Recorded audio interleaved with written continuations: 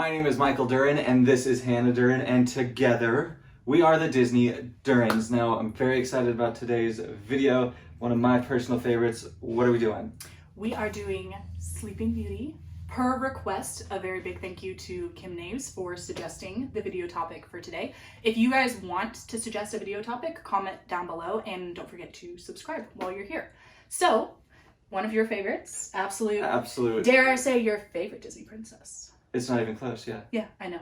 She is. Aurora, yeah. She's wonderful. Nothing like her. Nothing like Aurora. So let's dive right on in. This was released in 1959. The interesting thing about this is Disneyland was built in the mid-50s, 55, and features Sleeping Beauty's castle. Yeah. Meaning 4 years before the movie came out, which I have known this for a long time, but when we were doing research for this, I was like, wait, what? So for 2 years, actually, people were like, what is this castle from? They literally didn't know. Because this movie took 8 years to make. It started production in 1951. So finally, in 1957, they added the walkthrough. It's a walkthrough attraction, and it's scenes of Sleeping Beauty. This opened 2 years before the movie came out, which is crazy. And so what ended up happening was deleted scenes essentially were in it because not everything made the cut, which is kind of amazing. Also, didn't this movie flop? This was a box office flop, absolutely. Like this actually started the decline of Disney. Okay. So the word that I would use to describe the animation for this is unique. It doesn't look like any other Disney movie at that time, and nothing looks like it since. It was very, very heavily inspired by medieval paintings. Walt specifically said he wanted it to look like an animated painting, and I think they pulled that off seamlessly. Yeah, and I think that a lot of it comes from the source material, and the theming that Walt wanted behind the look was completely medieval. He was referencing famous medieval paintings. And you look at the backgrounds, they look like medieval paintings. And it's rich in color and very royal color schemes. Everything about it warm. Oozes royal. Mm-hmm. Everything about it. And so I think in that aspect, super unique film and a really beautiful film. Top notch. Think amazing. Good job. So let's move on to the plot. Yeah, let's look at the plot of this film. If you've never seen this film, which what are you doing with your life if you've never seen this film? Get on it. Whoa. No, for real, get on it. This plot basically it's from an old fairy tale. It's a much shorter fairy tale, and it actually follows it like religiously. It is the fairy tale. The only thing they change really is the amount of fairies. There was 7 in the original, and there's obviously 3, which is Flora, Fauna, and Merryweather. Mm-hmm. And some of my favorite characters, I might say. They are very fun. So the plot of this film is basically this kingdom's rejoicing the birth of the new princess, and is she like a sorceress? She's technically a fairy, but she's a bad one. Oh, she is a fairy, yeah. And she's very petty. Maleficent is the greatest. She's my, I think, second favorite villain. I'd have to look at my list. But yeah. Like fire, amazing. She's amazing. Her cheekbones, iconic. Could cut a thick cake. A German chocolate. You're darn right it could. So anyway, she is mad that she was invited to this party. She curses this baby. It says when it's 16, she will prick her finger on a spinning wheel, and she will fall into like a death-like sleep. Oh no, she straight up says dies. Right. Maleficent was going to straight up slaughter this child. She was trying to kill a newborn baby. That's what that was. Best Disney villain ever. So anyway, she curses this baby, and the parents freak out. Like totally freak out. They have lots of bonfires. They burn all the spinning wheels. Everyone in the kingdom.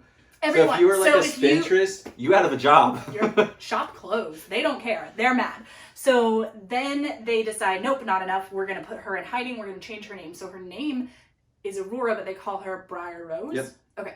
So the fairies, who we mentioned before, they're kind of like the, like the mice in Cinderella, like the comic relief. That's what the fairies are in this story. And so they take her off to the little cottage in the forest and hide her, and all is going well, and then she's getting older, and she's gonna go back to the kingdom after like she's safe after her birthday, I think is the plan. Yeah. And it's approaching that day, or it is that day, and she has no idea that these aren't her parents, I guess. They should have slowly clued her in. Right. She's going to be shocked by this news and is shocked by this news.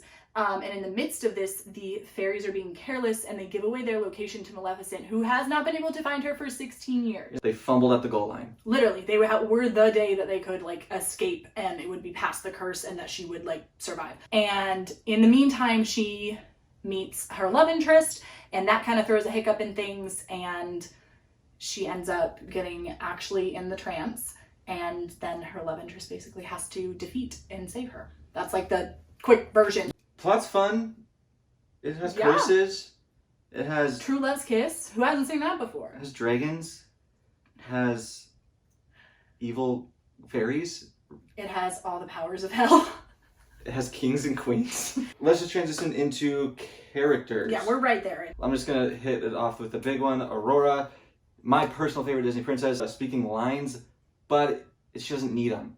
She is so regal. She commands, like, respect just by being her. She is a fierce woman. Gorgeous, gorgeous singing voice. Yeah, the best singing voice out of any Disney princess. So graceful. Yes. Like, moves like...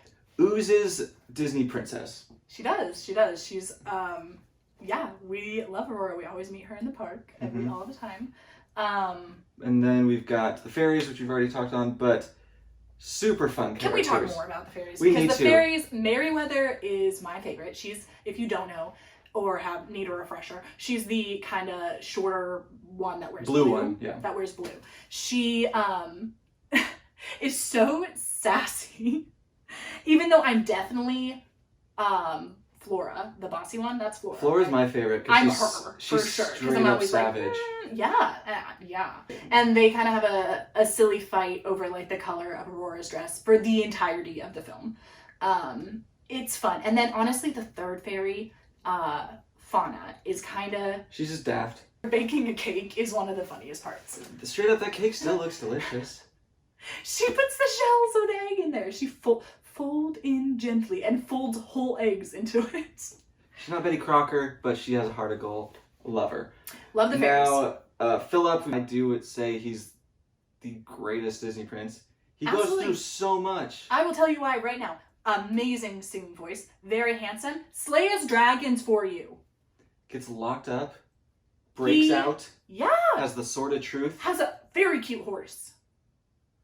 Brutus? Philip? Brian? Tom? His name's Philip. The horse's name, it will come to me. I'll think about it. His cute horse. He is amazing. Samson. Yes, it is Samson. I swear it's Samson. We're gonna fact check that and put it there. It's Samson. You thought of it. You got that first. We've talked on a lot of the characters, so I just overall love Princess Aurora, love Prince Philip.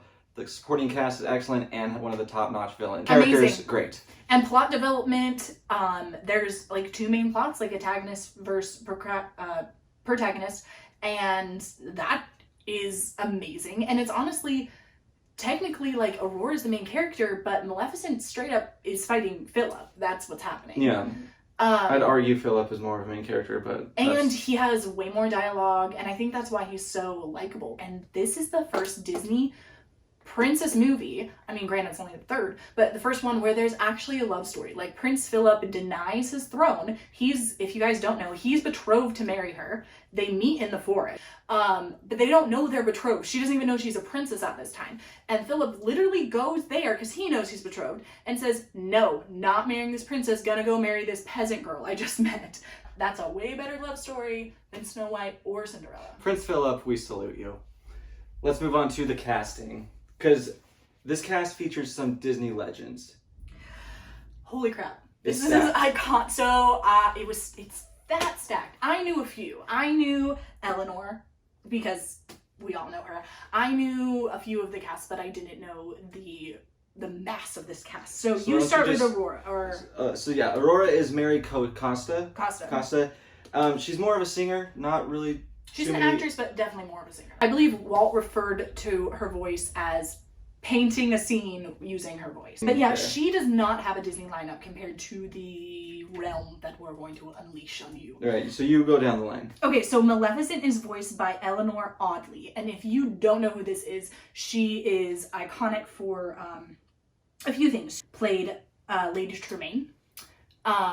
which is Cinderella's villain. So she literally played villain back to back in Disney princess movies, which is crazy. She got the voice for it. And I'm actually gonna put a picture of her in here, and that's her dressed as Maleficent, which is super cool. This is something they used to do for drawing inspiration back in the day. But she got in costume and acted this out like it was a stage performance. And she's also really critically acclaimed for being on Green Acres, which is a show in the 60s. What we really love her for is one of our favorite rides, the Haunted Mansion. She voices Madame Leota, which is like the crystal ball, the lady in the crystal ball. So we are big fans of her. So I only put 4 cast members on here, even though there's a lot of iconic ones. I had to narrow it down. So we did Merryweather next. So Barbara Lodi.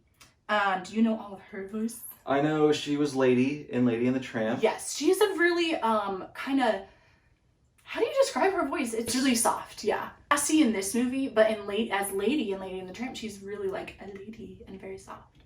So, she also voices Kanga, which is another like soft motherly voice, and she voices Kanga from the first Winnie the Pooh, which I don't know what year that was, till 1974. Amazing. And she also voices Mother Rabbit in Red Robin Hood and Rover in 101 Dalmatians. Okay. So Flora, who is my favorite, the fairy that's like the bossy one. She played Flora, the red fairy. She played the fairy godmother in Cinderella. She played Aunt Sarah in Lady and the Tramp. She is the Queen of Hearts in Alice in Wonderland, and she is Winifred in The Jungle Book. And she's also one of the parent elephants in Dumbo as well. She just likes to play elephants, apparently. She's a great elephant. Great cast. No complaints there. So let's move on to our last category, which is music/score. So the score is done by George Burns, or Bruns. Bruns. George Bruns. And what he captured with this one is really special. It's so whimsical when it needs to be. It's haunting when it needs to be. Yeah. And it's just very royal. Truth be told, I've had that "Hail to the Prince," that song in my head all day today. So the score, top notch. The standout moment for me, when Maleficent is enchanting Aurora to prick her finger, there's just this haunting music going on. Stands out. That green ore in the room. Yeah, it stands out. Now with the songs, not as many as you would think for a Disney princess. Yeah, less than Cinderella, I feel like. They're these older movies, I don't feel like have big numbers like we're used to in like the Renaissance era. It's basically like 2 or 3 songs with words, to be honest. It's mostly score. And he wrote all of them. Because when I looked into his like resume, he did Sword in the Stone, Robin Hood, 101 Dalmatians, Jungle Book, Aristocats, Davy Crockett, and Absent-Minded Professor, all for, and that's just Disney. Like, it's not a bad resume. Not a bad resume at all. This is probably his best score. Yeah. So score, music, really well done. The standout though, I mean, there's a couple of smaller songs, but I mean, the standout is Once Upon a Dream. Yeah. Philip's voice paired with, Mary Costa, amazing. No, beautiful song. I agree completely. Overall, we really like this movie. It's one of our favorites. I think it's been both of our top 5 at least. At least. I think it might be my top 3. But I'd have to refer to this, it's one of our absolute favorites because it's just got such a Disney presence too. It's still in the parks. So it's got 3 castles around the world in the parks. Aurora meets every single day. France and in Magic Kingdom. So it stand the test of time. Well, and just hand-painted cell production, just really, for being a flop at the box office, it is an iconic film.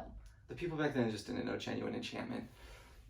This did not deserve to flop. That is so stupid that it flopped. Whatever. My opinion doesn't matter. So let's go ahead and do the pit and the peak of this movie. We'll start with the pit and then end on a high note. I think that's just what we should do. Oh, yeah. Sure. So the pit of the movie would just be, for me, it's this musical number that the 2 kings are singing and they're like drinking.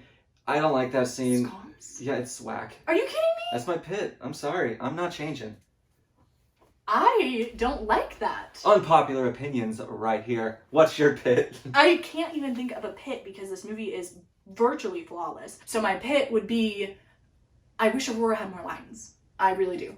She is a really lovable character, and it feels like the entire of the last half of the film, and it's not because she's sleeping, because she actually isn't sleeping till like the 50-minute mark. So she's not sleeping that long. She literally does not talk after like she meets Philip, and it's really frustrating. I wish she had more lines. She's sad. She's sad because she's marrying another random dude, which is Philip. But yes. And now, what's your peak? You do peak first. I'll do peak first. It's just Maleficent and Aurora. Like, I'm just gonna go with the two leading ladies. They are fire. Leading ladies. Then I'll pick our leading man, Philip. He is, after all, my favorite prince of all time. His beautiful cape. And I've already listed a million reasons why he is the best person. Knowing what you want and going after it. He's a go-getter. He's a go-getter. And he kills a dragon. And he kills a dragon. All right, so now let's just give it a ranking. 1 to 10. What do you got for it? 10. 10. I don't even have to blink an eye. It's a 10. It's a 10. It's easily a 10. Yeah, it's a dime piece. And I don't like throw out 10s like they're hotcakes. Like obviously we're Disney obsessed and people will be like, you're going to say everything's a 10. But no. Actually, when Disney messes up, I have no problem saying it. There's going to be a few where I actually just roast the movies because there's a few Disney movies I just hate. Yeah, so if you want to see something roasted or you just want to see one of your movies, comment down below, subscribe, and give this video a like. That helps out. And we want to know what you want to see. So yeah, let us know. This is the Disney Durens, and we are signing off.